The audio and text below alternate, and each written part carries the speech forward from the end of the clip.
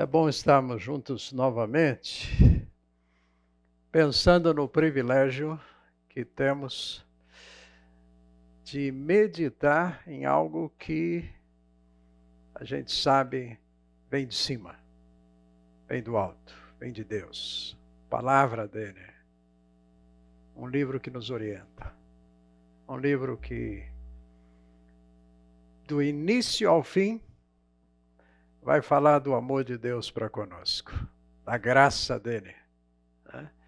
Inclusive, no nosso livro aqui de Ruth. Esse livro, então, nos relembra a graça de Deus transformadora na vida de uma pessoa, num contexto de dificuldades, num contexto de família, e como Deus, olhando para frente, é como que ele estava dizendo assim: eu quero mostrar para vocês a minha graça. E esse é o nosso Deus. Como diz o Novo Testamento, ele é o Deus de toda graça. Toda graça. E isso é algo constante na nossa vida, quando a gente enxerga, quando a gente não está enxergando. Vamos orar? Alguém quer orar por nós? Um de vocês que levanta o dedinho assim e ora, agradecendo por esse tempo? Alguém? 1, 2, 3, aqui e tal. Privilégio para as mulheres, assim, tal. Ninguém? Então eu assumo o privilégio. Nosso Pai, como é bom falar com o Senhor. Queremos te agradecer, porque num mundo cada vez mais turbulento que nós podemos enxergar, temos esse acesso ao Senhor tão fácil, e o Senhor se importa com cada um de nós aqui. Obrigado, Senhor, por tantos de nós que estão aí pelas classes agora, crianças, jovens, ali no culto, Senhor. O Senhor está presente. O Teu Espírito pode estar nos ajudando a entender esses Teus princípios. Obrigado por isto, porque são orientações para a nossa vida, para hoje e para sempre. Deus, obrigado por cada irmão aqui, suas famílias. Obrigado porque o Senhor se importa com todos nós. Senhor, em nome de Jesus que estamos orando gratos. Amém. Hoje a minha esposa não está aqui, mas está lá. Foi assistir o culto hoje, por um motivo que eu falei para ela, vai ficar lá. E hoje ela está com os 3 filhos aí. Né? Então, os nossos 3 filhos, um que fica mais distante, nos deu a surpresa de vir passar o final de semana conosco, sem os netos, sem a nora, mas ele está aí. Então eu falei, vai, senta lá. Né? Se bem que já não é mais novinho, né? Já é um filho assim, primogênito nosso, um 50. Então, mas é uma alegria. Então ela poder estar com os 3 ali no culto, os 3 juntos lá. Nós estamos conversando aqui com base do livro de Ruth, que nós podemos olhar para Deus como aquele que é soberano. Quando a gente canta, fala muito sobre isto, a soberania de Deus, então a gente quer pensar justamente na grandeza de Deus, na sua autoridade, no seu controle.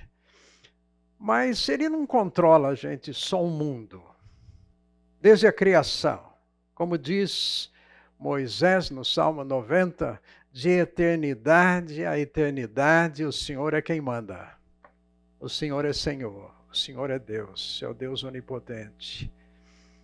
Mas é esse Deus que nos criou, nos colocou em família, fez um casal, vocês vão procriar, terá uma descendência, Nós não somos máquina.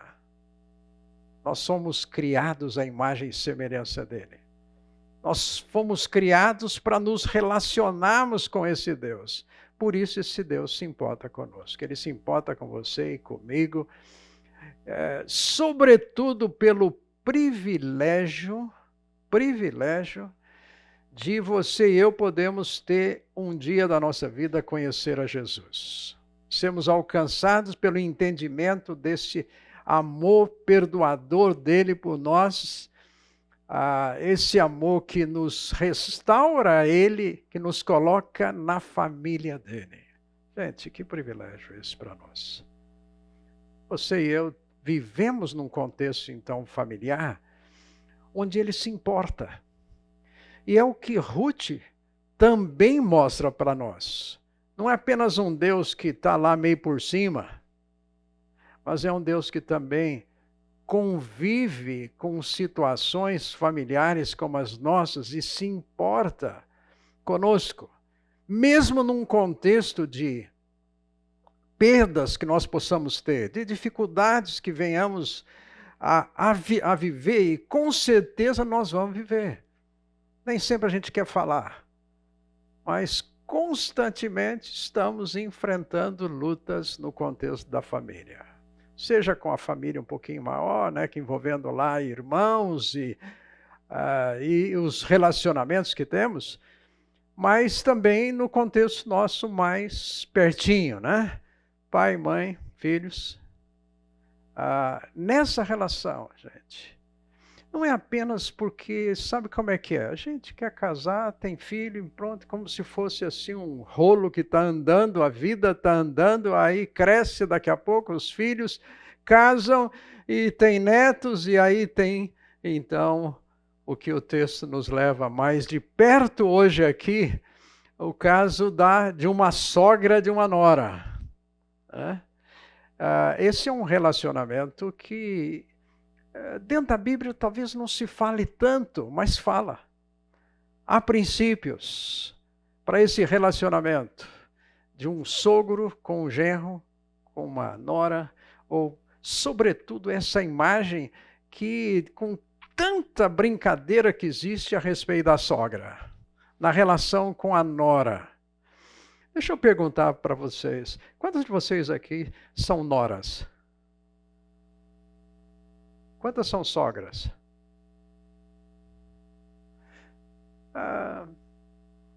O que a gente ouve sobre esse relacionamento? Dá para falar? Ou tá assim, censurado?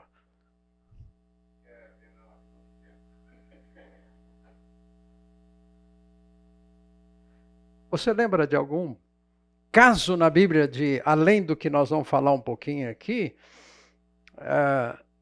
de um relacionamento de sogro com genro, com nora ou sogra?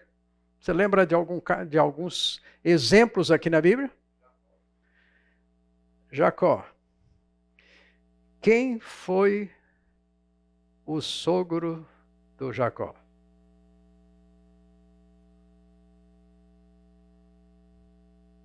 Foi um empresário, trambiqueiro, que enganou Jacó absolutamente em tudo. Em tudo. E Jacó conviveu com seu sogro por quantos anos? Lembra?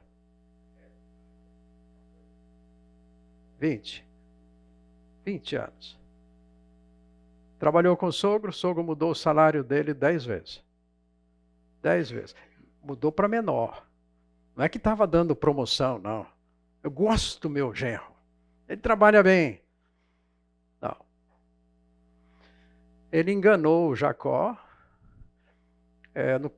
no casamento dele. A gente lembra, né, a história bonita do Jacó trabalhando 7 anos pela Raquel. Aí vai para a lua de mel, chega lá, não tinha, quem sabe, não tinha tanta lâmpada assim, ele não enxergou direito, dormiu a primeira noite com a irmã mais velha, a Lia. E o texto bíblico é tão interessante. Domingo que vem nós vamos falar um pouquinho mais a respeito dela. Mas ela não é apresentada na Bíblia como alguém que fosse tão bonita quanto a sua irmã Raquel. E o sogro, literalmente, gente, Labão enfiou, como a gente diz assim a expressão nossa, a filha mais velha para casar, porque ele falou assim, não, aqui tem que casar a primogênita primeiro. E o resultado foi que ele tem que trabalhar por mais 7 anos para ter a Raquel. Só que pelo menos, ele começou a trabalhar de novo mais 7 anos pela Raquel e deu a Raquel depois de uma semana. Então, em uma semana, ele está com a Lia, ele está com a Raquel, e leva de lambuja ainda as 2 servas delas, ajudadoras ali, com quem então ele acabou tendo filhos com as 4. Essa foi a vida do patriarca Jacó e a relação dele assim com o seu sogro. Agora, se ele era o patriarca, aquela pessoa que Deus havia escolhido para formar também a nação de Israel com seus 12 filhos, as chamadas 12 tribos. Gente, por que Deus permitiu na vida dele uma encrenca dessa? Um sogro desse? Alguém quer responder isso?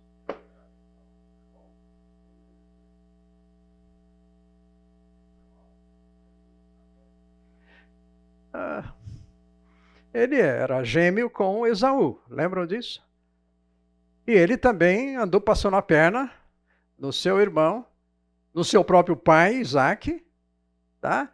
Não é que Deus falou assim, olha, seguinte, você enganou, então eu vou permitir que o pessoal também vai aí e engane você. Mas por que Deus permite essas coisas? Vai saber tudo o que Deus quer, né? Ele não é soberano? A gente não falou ainda agora há pouco isso aqui? Deus permitiu. E Deus usou, apesar de tudo. Nós vamos ainda olhar um pouco mais, por causa do capítulo 4 aqui de Ruth. Justamente o motivo que Deus estava aí por trás de todo esse relacionamento. Gente, uma aplicação aqui importante para nós. Apesar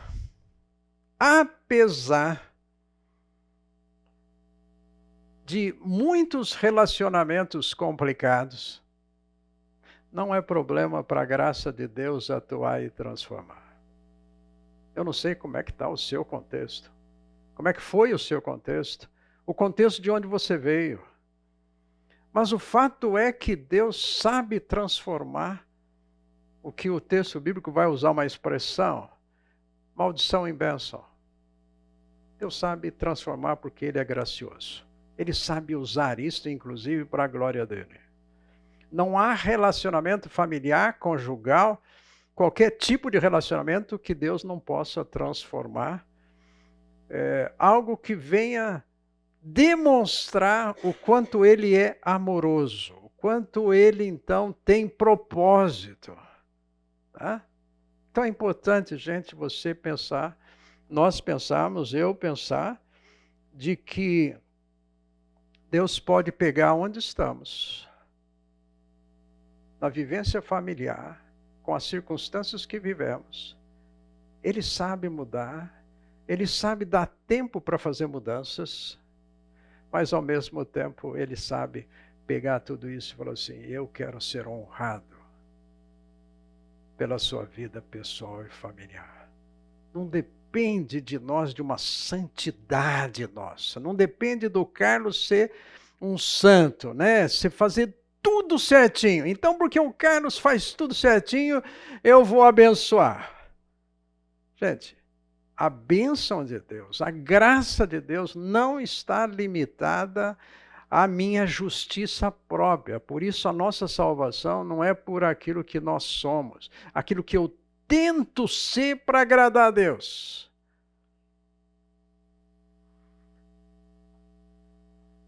Tem mais na Bíblia alguns relacionamentos entre sogro e genro, entre sogra e nora. Eu queria lembrar com vocês, já ouviram falar do Judá, filho do Jacó. Ele engravidou uma nora e não quis assumir. O Senhor teve que dar uma pressionadazinha. Gerou dessa gravidez aí gêmeos. Semana que vem nós vamos ver também. Um desses gêmeos está na genealogia aqui do capítulo 4 e está na genealogia de Jesus. Deus pode fazer isto. Como é que então esse Deus que é santo pode usar situações como esta? Deus pode. Deus pode. Nós temos muitas vezes uma ideia de que graça de Deus ou justiça de Deus, que estão totalmente interligadas, essas duas palavras, tudo depende da gente, de Deus abençoar, porque a gente é igual a Ele. Tudo bonzinho. Gente, nós não somos bonzinhos. Há famílias destroçadas. Eu já contei para vocês no primeiro dia aqui, um lado da minha família veio de um histórico de tudo quanto é coisa que a gente diz assim, socialmente não era boa. Então tem vários casos de suicídios, vários problemas morais, separações, de tudo. De tudo. Mas a graça de Deus tem chegado lá. Muitos estão vindo conhecer a Jesus. É a graça de Deus. Não há mérito. Não há mérito nisto. Então, quando a gente olha para Judá e Tamar, que é a nora aqui, gente, como é que Deus poderia fazer isto? Ir abençoar alguém, o Judá. Gente, o Judá, nós vamos ver, a mãe dele foi a mais rejeitada das 4 mulheres de Jacó.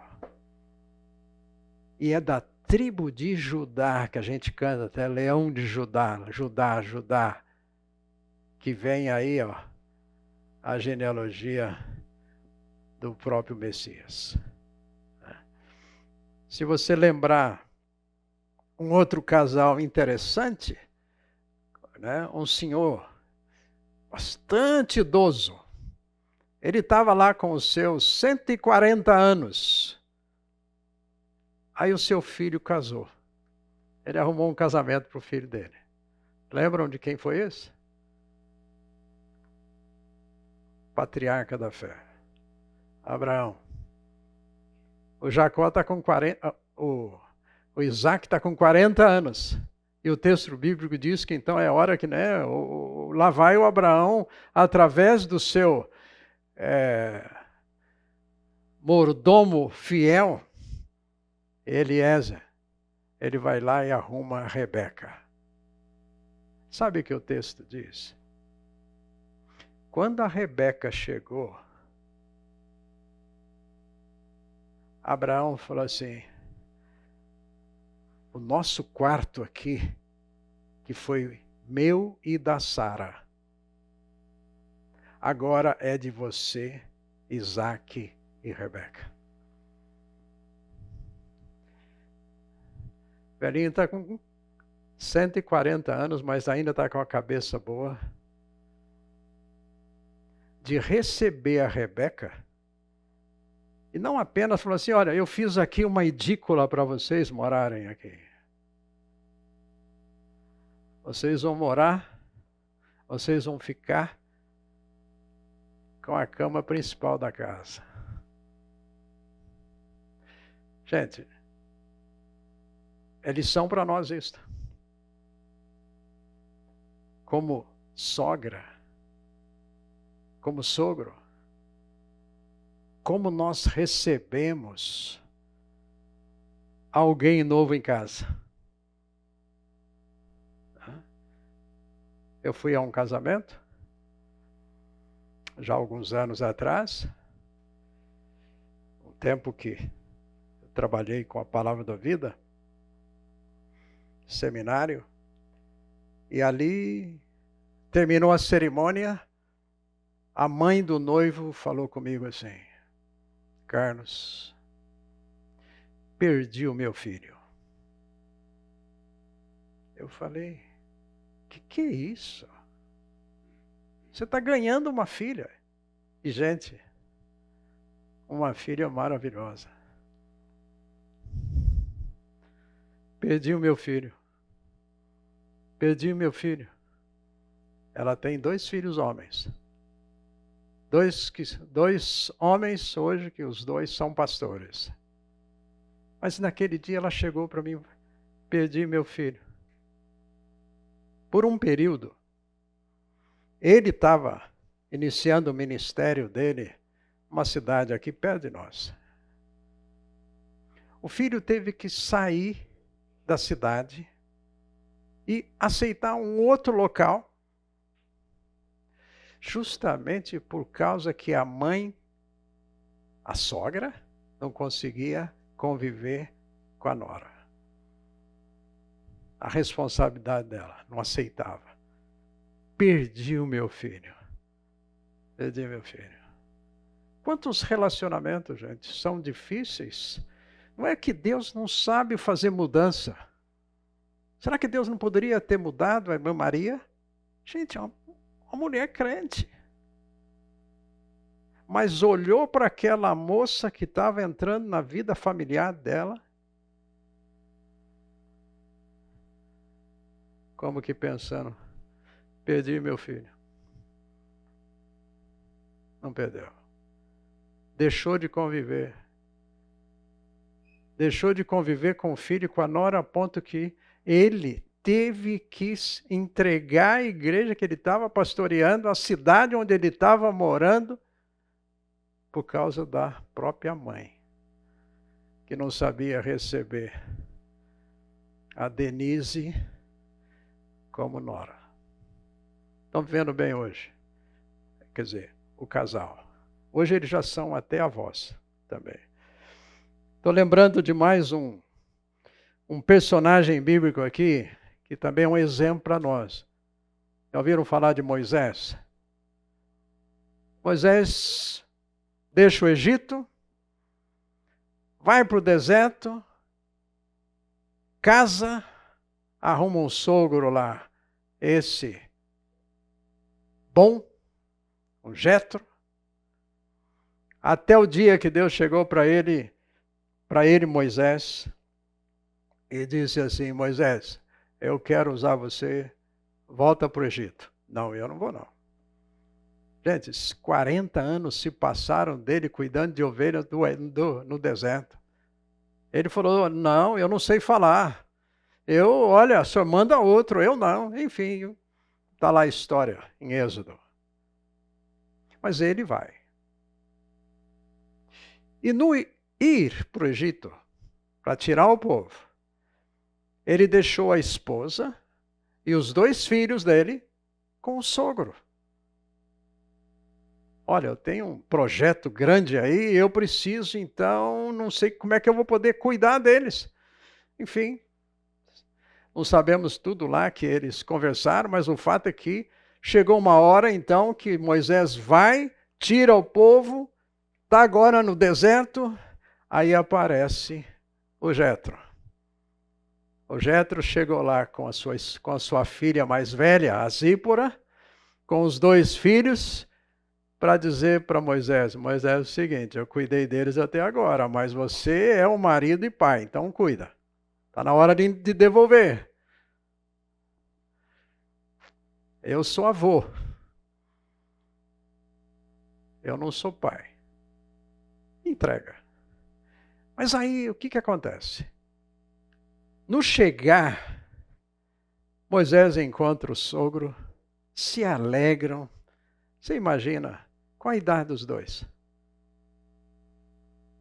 Se um era sogro do outro. Calcula. Moisés está com pelo menos 80. Então o sogro, quanto tem? Quem sabe 100, né? Quem sabe 110? Dois cabeça branca. Dois velhinhos ali conversando. E Moisés empolgado, dizendo para ele assim, olha o que Deus fez. O Jetro ficou vislumbrado com tudo que ouviu. Fizeram uma festa. Reuniram autoridades, se alegraram. O Jetro estava feliz com o genro. E olhando todo o trabalho que Moisés estava fazendo, chegou um dia ali e ele falou, Moisés, está chegando a hora de eu ir para casa? Mas eu queria te dar uma ideia. Se você achar que é boa, você consulta aí, conversa com o pessoal. Se você achar que é interessante, fica aqui a sugestão. Divida a sua responsabilidade. Você está trabalhando muito. Você vai ter estafa. Você vai ficar estressado de tanto trabalho. Dê responsabilidade para os outros. Não tente fazer a coisa sozinho. E com muito jeitinho ali, conversa com o genro. O genro, conhecendo o sogro que tinha, gente, aceitou tranquilamente, não a ordem do sogro, a sugestão do sogro. O sogro chegou de leve. Não falou assim, olha, ô Moisés, né, sabe como é que é? Eu sou mais velhinho que você, tenho mais experiência, tenho mais quilometragem, por favor, eu quero te dar uma, não é... Se você for continuar assim, e aí prensou o Moisés. Não. O texto bíblico até ele fala assim, se Deus orientar você que você deve fazer assim, faça. Faça. Gente, um sogro desse. Esse texto aqui, dessa conversa de Jetro com Moisés, é usado por muita gente para falar de liderança. É um exemplo maravilhoso de liderança. Sogro e genro. Eu queria lembrar de mais um caso na Bíblia. Saul. E o genro, como é que era o genro dele? Davi. Davi e Golias. Lá vai ele. Vence. O Saul, depois até pergunta, quem que é esse rapazinho aí? E no fim das contas, o convida para ser seu auxiliar direto, escudeiro, e depois quer fazer dele o seu genro. Davi falou, não, peraí. Eu venho de uma cidadezinha lá, tal, minha família é muito simples. Como é que eu vou ser genro do rei? E no fim das contas, encurtando bem a história, ele se torna genro. Mas só que Davi, ungido por Deus, estava trabalhando direitinho. Deus estava abençoando. Isso daí gerou ciumeira no sogro. E o sogro passa o resto da vida dele tentando tirar a vida do seu genro. Não fez outra coisa. Não conseguiu reinar direito, nem um pouquinho. E Davi passou 13 anos no meio do mato, de caverna em caverna, fugindo do sogro, porque o sogro queria matá-lo. Porque agora ele passa a saber que o próximo rei de Israel não seria o seu filho Jonatas. E ele não aceita isso de jeito nenhum. Só que o Jonatas, o filho, ele diz, pai, eu sei. Deus ungiu Davi, e eu tenho consciência disso. E um dia Jonatas chega para Davi, e ele, como cunhado, fala assim: Davi, eu estou com você. Eu sei que Deus quer que você seja o rei. E eu vou estar do seu lado sempre. E os dois fazem um pacto de amizade, de relacionamento. A ponto que quando depois da morte de Jonatas, uma das coisas que Davi faz no seu reino é achar alguém da família, um dos filhos, e acha um neto de Jonatas. E o convida para, olha, de hoje em diante, você vai morar comigo, você vai comer da minha mesa aqui para sempre. Um dia eu fiz uma aliança com seu pai. Para sempre. E esse filho, o Mefibosete, gente, ele era aleijado. Ele estava vivendo num contexto, inclusive, de uma cidade, que era aquela cidade assim, colocada de lado, porque ali você colocava um tipo pobre de pessoa, socialmente inadequado. Era uma região, então, que a gente diria assim, os faveleiros lá, como usando uma expressão nossa aí. E Davi fala, traz ele, eu quero que ele venha passar a comer comigo. E Davi faz isso. Mas o seu sogro,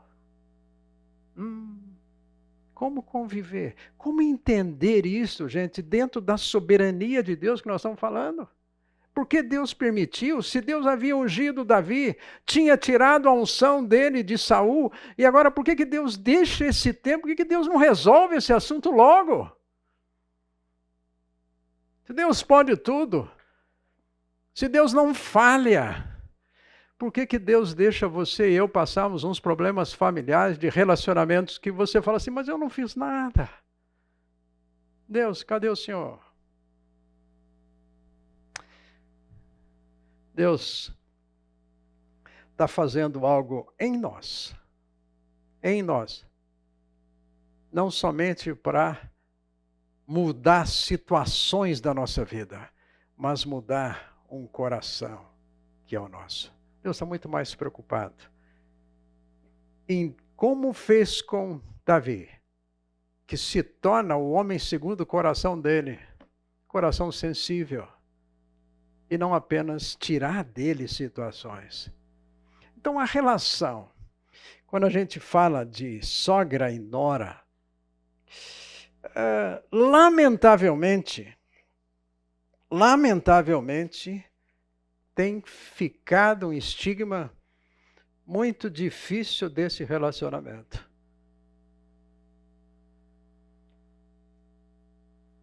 Nós vemos no texto aqui, na leitura de Ruth, que Noemi, com seu marido Elimeleque, da família de Judá, descendência de Judá, eles vão para outra terra, morre Elimeleque, o marido, daqui a pouco morre os dois filhos, agora casados, e ela fica com as duas noras. E aí a gente já leu, sabe o histórico, Noemi agora quer voltar para Belém, e ela então fala para as duas, chama as duas e diz assim, olha, eu vou voltar, mas seria melhor que vocês ficassem por aqui, vocês podem casar de novo. Eu não posso ter mais filhos de tal maneira que possamos viver aquela situação assim, que continua tudo em família, vocês vão casar com filhos ainda que eu posso ter. Não, isso vai durar muito tempo, vai demorar. E a gente sabe, no fim, elas se abraçam, choram juntas e decidem, não, Noemi, nós vamos com você.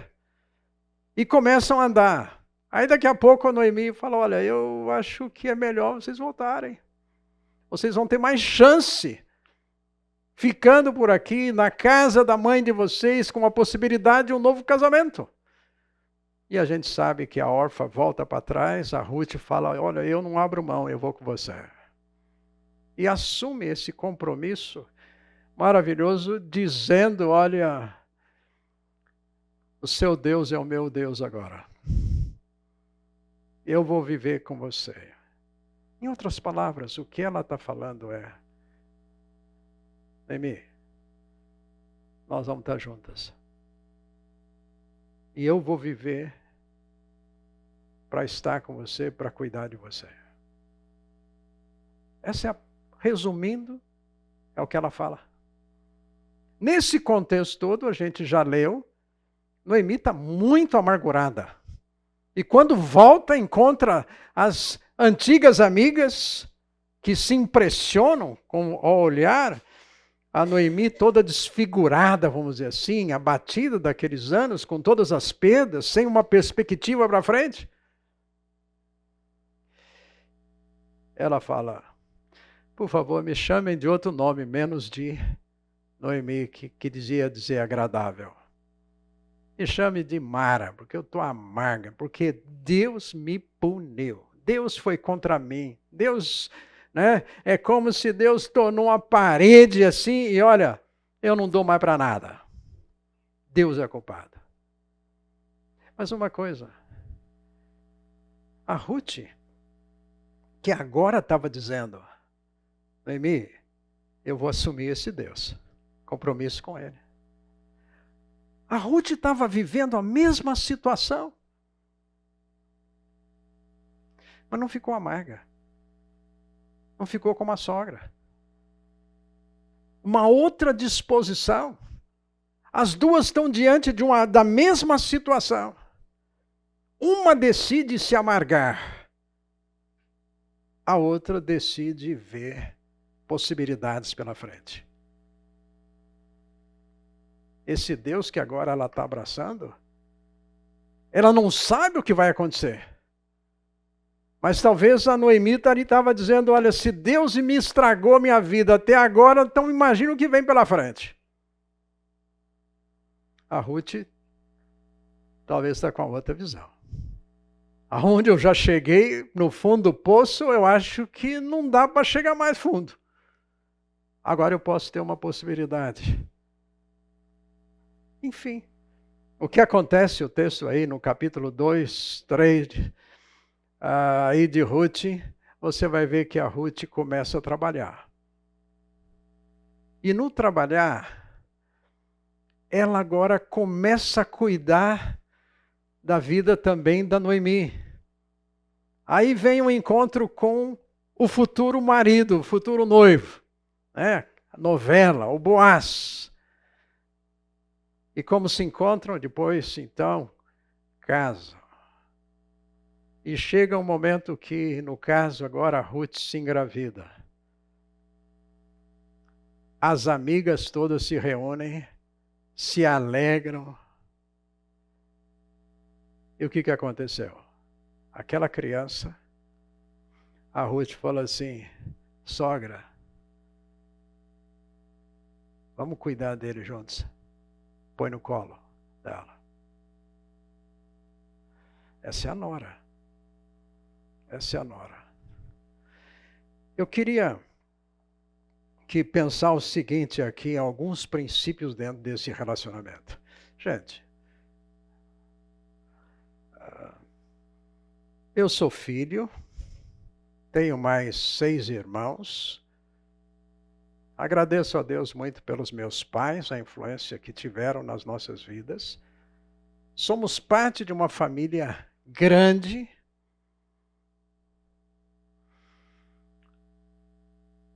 Mas Deus vai querer usar a minha atitude independente de como nós vivemos todos na família. Ah, mas se a minha família fosse igual a... Gente, Deus quer usar você e a mim. Não importa o contexto. Deus não vai dizer para nós que Ele vai só aliviar. Você entregou sua vida para Jesus, agora então tudo vai ser fácil. Gente, não se iludam com isto. Sabe por que não é fácil? Porque nós não somos fáceis. O Carlos não é fácil. Eu vou me dar bem com a minha sogra, que agora já está lá com o Senhor, se eu decidir viver de tal maneira que eu vá viver bem com ela, independente dela. Eu gosto da minha sogra. Lembrar da minha sogra é uma coisa boa para mim. Gosto. Gosto quando ela vinha em casa. Não teria tido problema nenhum de um dia trazer a sogra para morar conosco. Mas a sogra não era fácil. Mas o Carlos também não é fácil. E o Senhor precisa trabalhar comigo, para eu ser o tipo de genro que Ele quer que eu seja. E não o tipo de sogra que ela deve ser. Então a coisa parte de cada um de nós. O Carlos é que é genro. E eu tenho essa responsabilidade. A mesma coisa, no caso, a minha esposa, ela não está aqui, então nem vou falar muito. Né? Ela sempre diz que vai na casa do filho, lá em Belo Horizonte, entra quietinha, sai muda. Quase assim. Né? Por quê? Ela vai na casa da nora. A responsabilidade de ser sogra é dela. Ela não é mãe.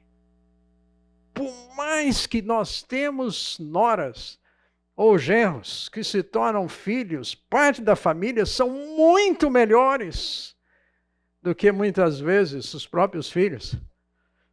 Mas ainda continua sendo genro e nora. Tá? Gente, sendo assim um bom sogro. Vocês ouviram um barulhinho aí assim, uma sirene tocando? Podem se levantar, podem ficar à vontade aí, se quiserem, por um intervalinho aí. Esse relacionamento familiar, gente, continua na nossa vida. Quando os filhos, Deus nos deu, vamos dizer, voltando a Gênesis, Deus fez o casal. Deus falou, marido e mulher, vocês vão ter filhos. Depois seus filhos vão casar. Vão sair de casa, vão sair do ninho. O que acontece muitas vezes é que o casal vive só em função de filhos. Os filhos saem de casa, eles não sabem viver. Porque investiram só nos filhos. Até a mulher sofre mais com isso. Pela ligação natural que tem muito maior com emoções com os seus filhos. Então a questão de um filho sair de casa para uma mãe é diferente do que sair para o pai, para o marido. O marido muitas vezes vê como oportunidades um novo projeto, uma nova situação, mas para a mãe é a criança que saiu de casa, é o meu nenê que saiu. E agora? Então vai ficar esperando que, como aconteceu no meu caso,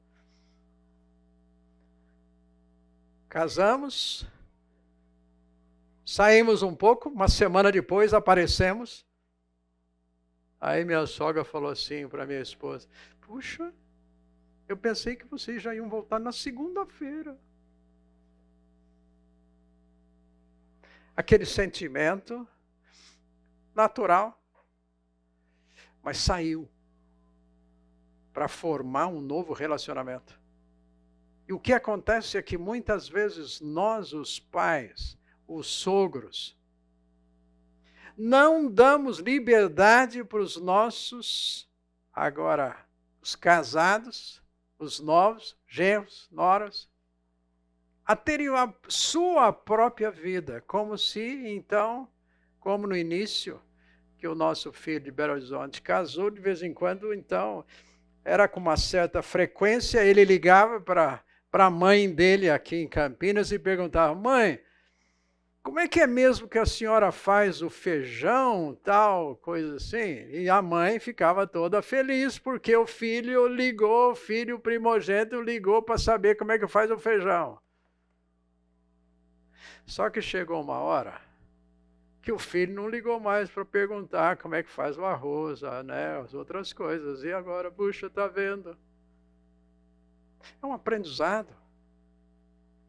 Só que o desafio para o casal não é que agora, o que eu vou fazer com meus filhos que nem, né, Adalberto e Elaine lá, tal, que é um casal, um dos filhos vai para o Canadá, e agora a minha vida? Gente, o casal continua vivendo juntos. Deus, agora você cumpriu uma parte da sua vida. Deixa agora que o seu genro, sua nora, seus filhos vão viver também. Deixando o chamado ninho, que fica, né, ali o vazio. Se eu não der essa liberdade, no meu coração, essa liberdade emocional, o que vai acontecer? Nós, como casal, não vamos viver bem. Está vendo só? A esposa chega, o marido sai de lá, vem aqui. Está junto. É manter, gente, um relacionamento. Agora queremos viver juntos. Tá? É dar liberdade para eles viverem aquilo que Deus quer fazer através deles. Eles vão ser diferentes. Eu sempre digo para minha esposa, porque ela é de ascendência alemã, dos dois lados, né? Tanto de mãe quanto de pai, é alemão para tudo quanto é lado. Quando casamos, foi novidade. Família grande. Né? Aquele tipo de família assim que, de um lado, é como se fosse o Silva lá no meio dos alemães. Todo mundo é Silva. Do outro lado, os avós dela tiveram 12, tantos filhos, e não sei o quê, aquele é gente. E o Carlos não é alemão. O Carlos, a ascendência é Nogueira Martins, do estado de São Paulo. Não é do Rio Grande do Sul, da colônia alemã. Eu fui o primeiro não alemão a entrar em todo esse contexto. Gente, eu vou ter que me adaptar. Fui muito bem aceito. Muito bem aceito. Um contexto sem problemas. Mas eu tenho que saber que é diferente. A minha sogra, meu sogro tem que saber que é diferente. Tá? Porque senão eles não vivem bem. Meu filho casa e agora ele faz coisa diferente. A minha nora faz coisa diferente. Deus uniu duas pessoas. E não é por isso que a Raide e eu vamos viver mal aqui. Está vendo só?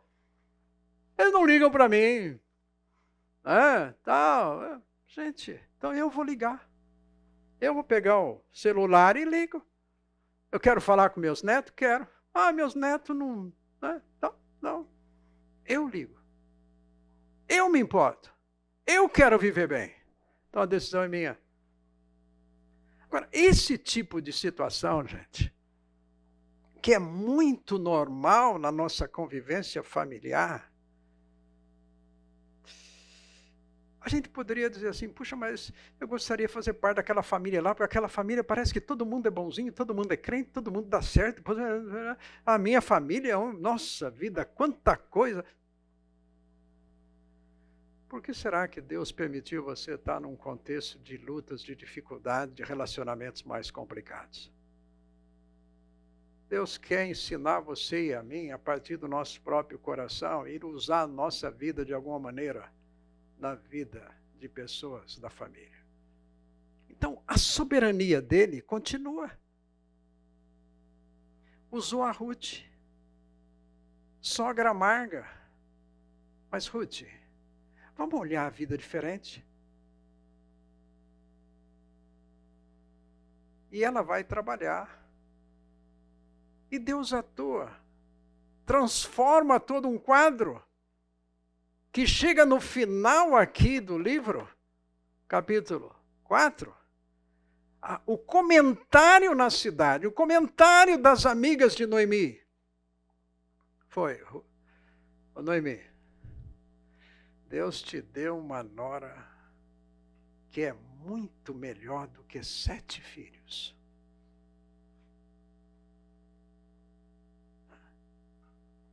Agora, a Ruth decidiu fazer diferença. Então, na nossa vida familiar, irmãos, não vamos viver aquela expectativa só de falar da soberania de Deus, que Deus vai se manifestar, vai mudar corações. Deus faz isso.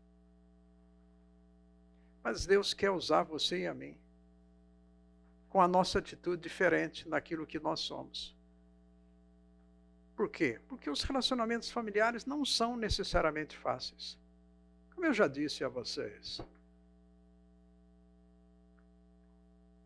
meus irmãos, somos 7, todos são cristãos, todos casaram com pessoas boas, cristãs. Nós somos 3 pastores, 2 irmãs, as 2 casadas com pastores. Então, dá para fazer estudo bíblico assim à vontade. Tal. Os outros 2 homens, nas igrejas onde eles estão, pregam, são líderes, participam, são atuantes. A filharada, gente, eu tenho vários sobrinhos hoje, tudo já pastores também. Atuando, ministério de louvor, de igreja, coisa assim. Mas tem hora que eu estou querendo pegar um das minhas irmãs e fazer assim no pescoço. Por quê? Por que o Carlos não faz? Por que Deus permitiu? Certas situações. Deus está trabalhando com o Carlos. Como o Carlos vai reagir? E esse é o contexto, gente, que nós vivemos. Deus muda as situações? Muda. Não há dúvida disso. Mas numa vida familiar, eu queria priorizar, gente, muito aqui, é a nossa maturidade, nós, os chamados pais, os sogros aqui. As iniciativas para as coisas mudarem em relacionamentos começam conosco.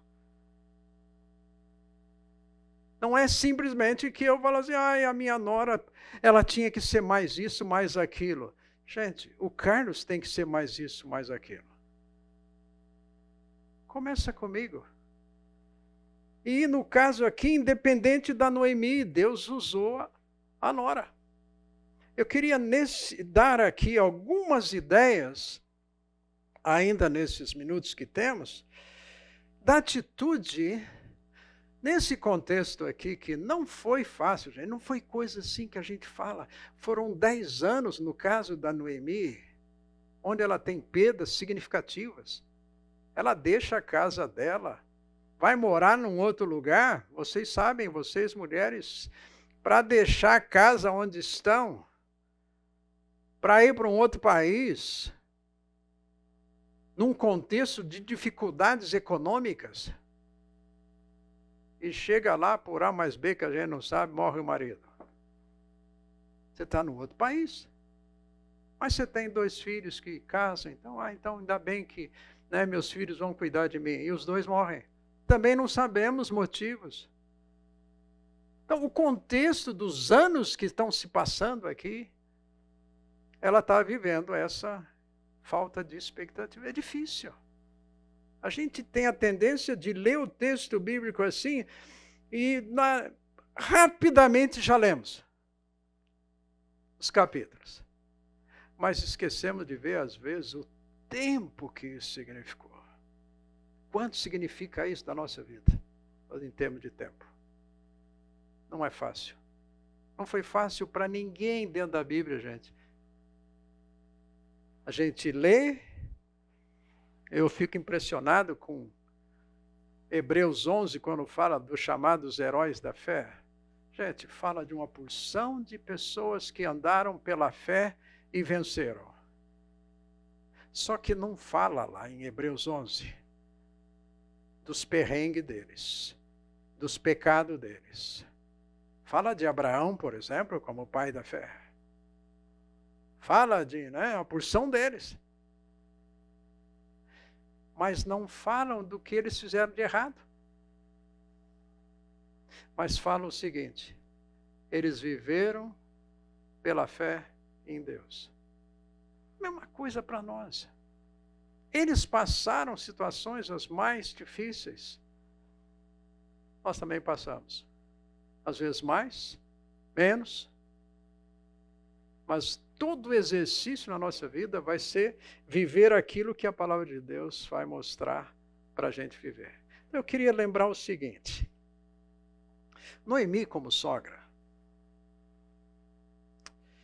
ela chega para as duas e fala assim: eu vou embora. Eu quero dar liberdade para vocês também. Vocês não precisam ir comigo. Eu vou sozinha. Ela dá liberdade para as noras recomeçar uma nova vida. Não ficou aquilo de ficar controlando. Olha, sabe como é que é? Vocês casaram, agora vocês têm que cuidar de mim, viu?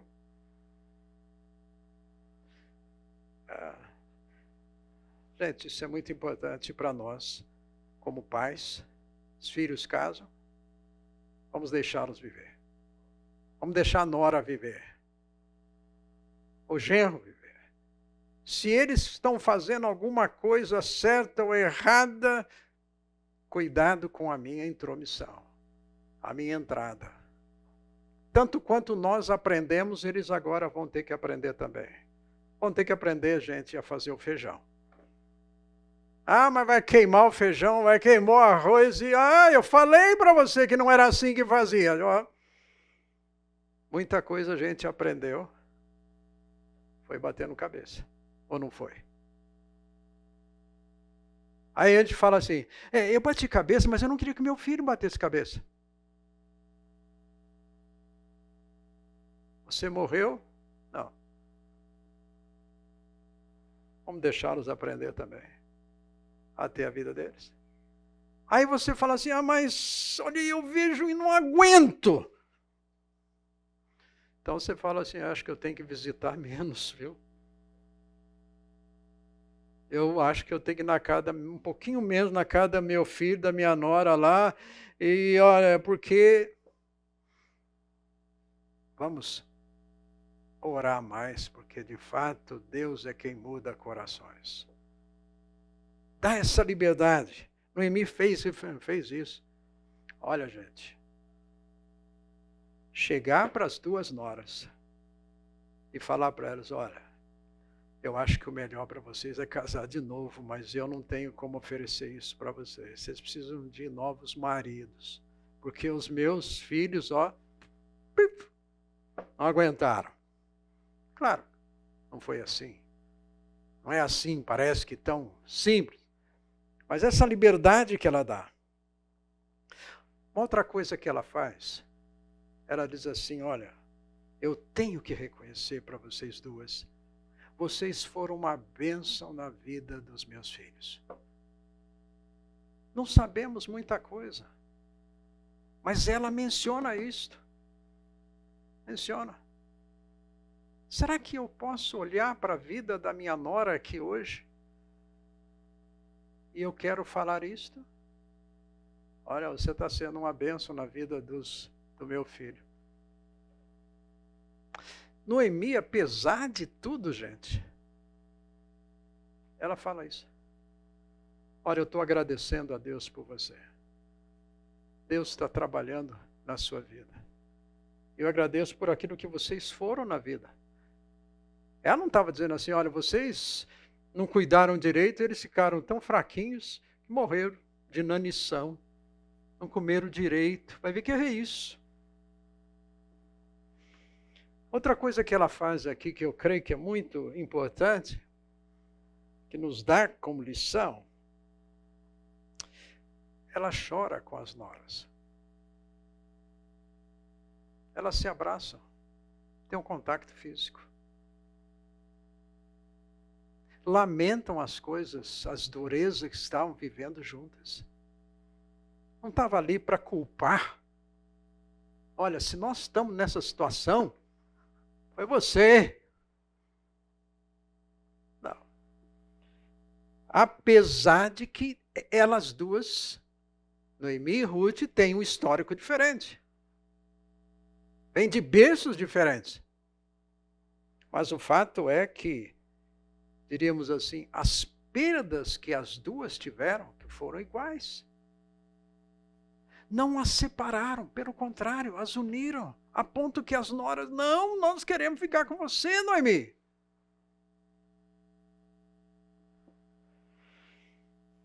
Não tem aquilo de ficar apontando culpados.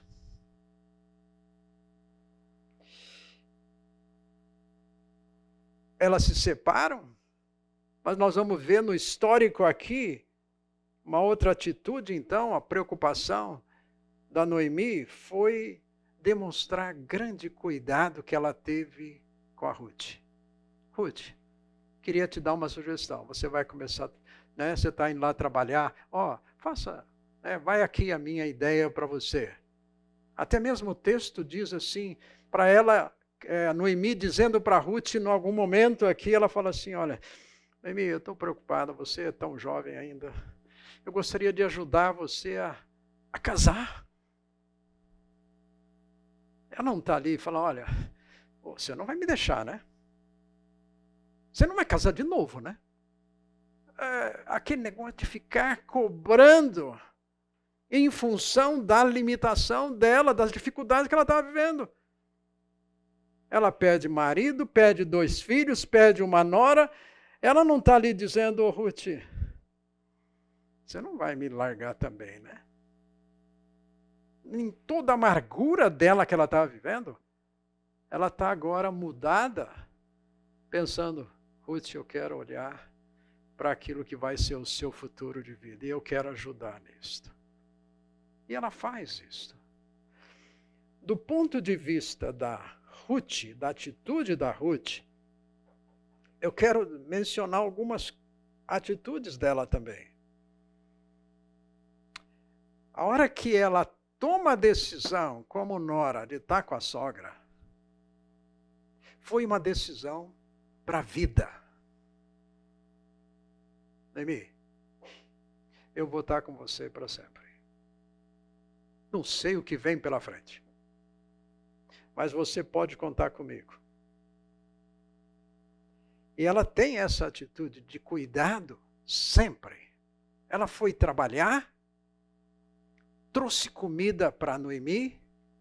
Aí teve um dia que o Boaz até fez alguma coisa lá especial, deu para Ruth também. Ela pegou assim, sabe aquele negócio que a gente brinca quando vai numa festa, num casamento assim? Não, eu vou levar um tupperware. Vou levar um pouquinho para casa. Ela levava para a sogra. Olha, saiu lá um churrasquinho com farofa lá assim, ô sogra, eu trouxe para você. Cuidado dela com a sua sogra. É interessante que você não vê ela condenando a sogra por toda a amargura dela. Ela passou isso também. Mas ela está dizendo assim, olha, o seu Deus vai ser o meu Deus. Ela está vendo algo diferente. Com possibilidades diferentes. Outra coisa que ela faz, ela vai trabalhar. Trabalhou duro. Gente, foi catar espiga. Elas chegaram numa época onde estava sendo ali a colheita. Ela vai trabalhar. E ela chega encontra ali alguém, o líder da colheita, e fala para ele assim, olha, eu posso pegar umas espigas aí? E no contexto judaico, quando tinha a colheita, deveria deixar alguma coisa para os chamados pobres. Então, se você ia pegar lá uma fruta, você deixava algumas no pé, ou deixava cair no chão, para que a pessoa pobre poderia vir e pegar para ele. Uma preocupação social. Sabe o que a Ruth faz? A Ruth vai pegar a espiga. Ela assume essa postura de serva. Ela não falou assim, não, eu preciso arrumar um emprego de gerência. Eu preciso, sabe como é que é? Já começar com um salário. Gente, ela foi lá embaixo.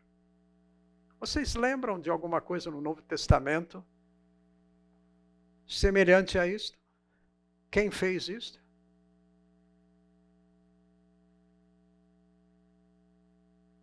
Nosso Jesus. Ele também andava com os discípulos, vez por outra, estava pegando espiga. O estilo de vida de Jesus, gente, me impressiona tremendamente. Porque como Coríntios diz assim, embora ele sendo rico, assumiu a nossa vivência humana, mas de um estilo de vida simples. Arrozinho com feijão. Se bem que arrozinho com feijão é uma coisa boa, todo mundo fala aí, né? Os nutricionistas, nossa, você está comendo muito bem. Mas simplicidade, inclusive quando precisou só pegar a espiga de milho, que era para o pobre, ele fez isto. Jesus, temos aquela experiência que é texto aí, logo no início do seu ministério, as chamadas tentações. E diz o texto que ele sentiu fome depois de jejuar. A primeira provocação do diabo, qual foi? Transforma. Ele podia fazer? Tinha poder para fazer? Por que não fez? Então, era como que dizer assim, irmã está com, né? Tá, chega em casa, alguém pergunta assim, tem alguma coisa para comer? Come da palavra de Deus. Vou te dar um livro para você comer. É claro, ele citou a Bíblia. As 3 reações de Jesus ali foi citando a Bíblia. Ele diz, está escrito, está escrito, está escrito, diante de várias tentações. Mas por que ele não... Gente, depois de 40 dias sem comer, será que ele não poderia pegar uma pedrinha ali, transformar assim, né, um pãozinho? Por que não faz? Hã?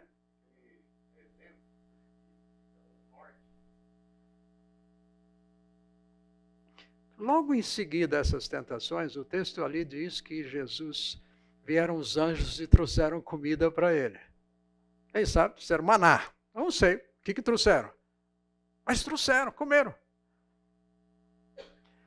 Logo depois, Jesus vai para Caná. E lá em Caná, ele faz o quê? Qual foi o primeiro milagre de Jesus? Transforma num casamento. Está tendo falta de suco de uva aqui. Está faltando alguma coisa? Ele transforma. Por que agora ele fez e lá ele não fez? A decisão dele, gente, eu só posso entender isso quando ele está dizendo o seguinte: eu faço as coisas para os outros. Não, como diz Filipenses, ele não veio buscando seus próprios interesses. Eu quero então, sabe de uma coisa? Matar a fome dos outros. A minha, não é tão importante assim não. Gente, essa é uma decisão difícil. Difícil. Em muitos contextos nossos familiares, a gente pensar isso. Eu vou abrir mão do meu para ajudar alguém?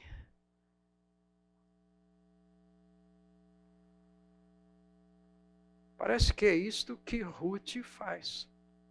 Em todo momento ela está buscando o cuidado dela com a sogra. Gente, isto é decisão consciente. Tanto quanto ela decidiu viver com a sogra, o Deus da sogra, onde morrer eu vou morrer, ela decide também cuidar da sogra. Decisão. Nos nossos contextos familiares, se nós não decidimos, em alguns momentos, fazer algumas coisas, não é simplesmente se a situação melhorar. Quando alguém me ligar, gente, eu tomo uma decisão, vou fazer o bem. Para aquela pessoa que talvez não faça o bem para mim. Mas Deus me deu a oportunidade de fazer. É a minha sogra? Tem importância. A minha sogra, não sei o quê. Deus, eu quero demonstrar o teu amor para com ela. Pode me usar. Gente, nem sempre isso vai ser fácil. Quando você tem uma sogra boa, um sogro, né? Agora, quando você tem um sogro como Saul, como Labão, aí é fácil. Mas quando nós temos pessoas dos nossos relacionamentos que são difíceis, como é que nós vamos agir? Eu lembro meu filho, um dia ligou solteiro lá em Belo Horizonte, foi estudar. Ele falou, olha, pai, eu estou conhecendo uma pessoa aqui. Eu falei, eu vou aí para conhecer. Nossa, minha nora, nossa, ele quer me conhecer, vem de Campinas para aqui para conhecer, e lá fomos nós, Raide e eu. Agora, eu não fui lá para falar assim, olha, ou você entra na nossa, ou não entra na família. Não, gente. Eu sabia que ia encontrar alguém diferente. E é diferente até hoje. Ela continua sendo a nora, tenho um bom relacionamento com ela, posso orar com ela, posso conviver, posso ir lá, mas ainda é diferente. Eu, Carlos, tenho que respeitar isso, que é diferente. A Raide tem que respeitar isso. E algumas vezes dá vontade de falar alguma coisa. E às vezes não é pouca vontade. Às vezes é muita vontade de dizer alguma coisa.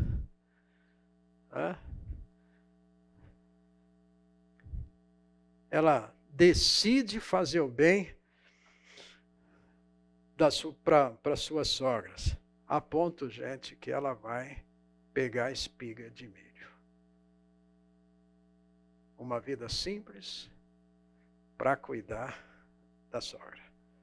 Ela se torna, como estilo de vida dela simples, gente, que ela age assim também naquele que foi o seu futuro marido, com o Boaz. Ela foi muito simples com o Boaz. Só que o Boaz começou a ouvir tanta coisa boa a respeito da Ruth, que chegou o momento ele falou, olha o que eu tenho ouvido a seu respeito.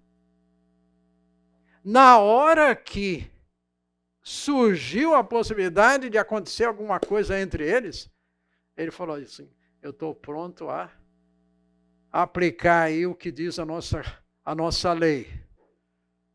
Ele estava pronto para casar. E a princípio só não tomou a decisão de imediato porque havia uma situação da lei que ele tinha que levar em conta, lá do chamado levirato. Tinha alguém que tinha prioridade de ficar com o terreno da família ali de Noemi, só que tinha que levar a Ruth junto. Tinha que casar não só com o terreno, mas com a Ruth também. Aí o cara falou, não, aí eu vou dividir, herança não vai dar problema. Vai me dar problema no futuro isso daí, vai ter dificuldade. O Boaz não pensou muito, tá bom, você não quer, eu assumo. Só que Ele já tem o histórico ali, impressionado de ver toda a atitude da Ruth.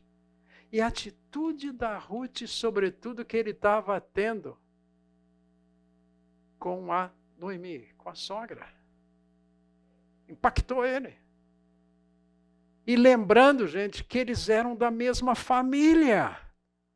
Elimeleque, marido de Noemi, era da família de Boaz. Então não era alguém desconhecido. Então é importante aquilo que eu vou fazer pelo outro. Deus soberano vai atuar dentro da simplicidade do dia a dia das nossas famílias. Ele continua sendo sempre Senhor soberano. Mas o que Ele tem para você e para mim, para frente, eu não sei. Gente, eu não sei o que vão ser os meus netos. Qualquer um que é avô aqui se pergunta, como é que serão os nossos netos? Como é que eles vão viver? Eles não vão ter o vovô perto. E aí?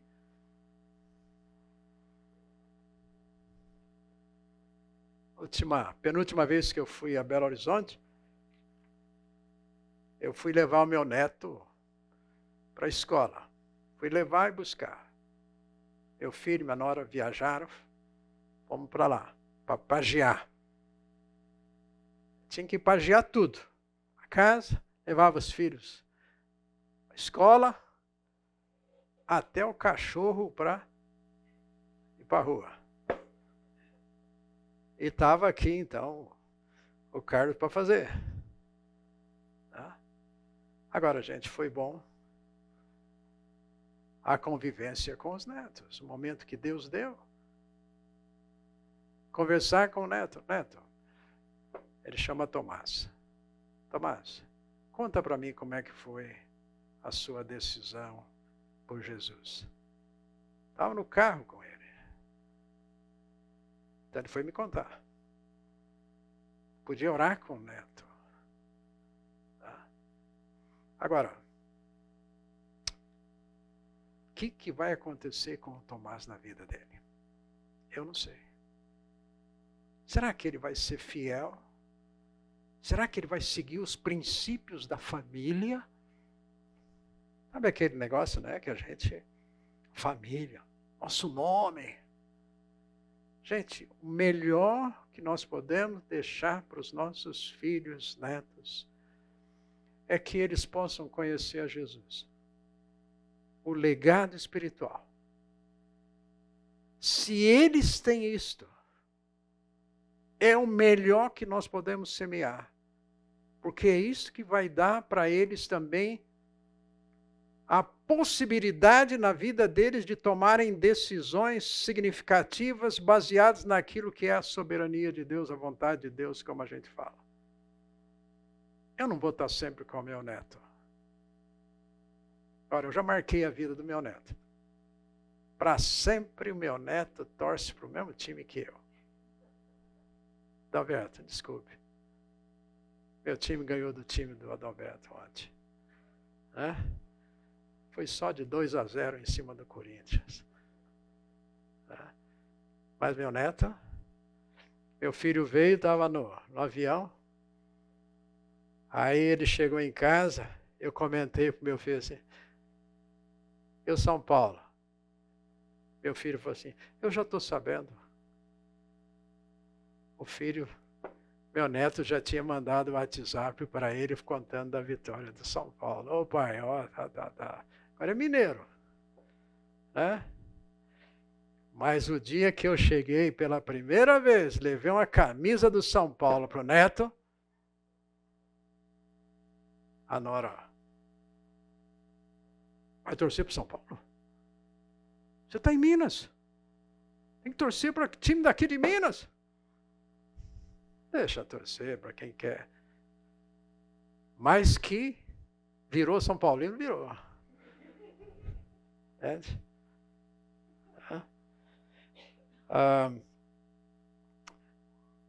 Uma coisa importante da Ruth. A conversa das duas se tornaram presentes uma na vida da outra. Amigas de compartilhar. A Ruth chegava, contava como vocês, só vocês mulheres sabem fazer. Como é que foi o dia? Vocês são detalhistas. Aconteceu isso, aquilo. Conversa das duas. Conversa do jantar das duas, né? Contando as novidades. Está ali. Em tudo vendo, gente. Elas estão dizendo, a Ruth está dizendo, a Noemi está dizendo assim, Nora, Deus está nos dirigindo. O coração da Noemi está mudando porque Ruth decidiu fazer diferente. Gente, nós vivemos em família. Não se iluda com momentos só de aniversário na nossa família. De comer, né, frango com farofa, quer dizer, os momentos só agradáveis, nós vamos ter tristezas. Mas vai depender de nós, de fato, de crermos essa atuação de Deus no nosso contexto familiar através de nós.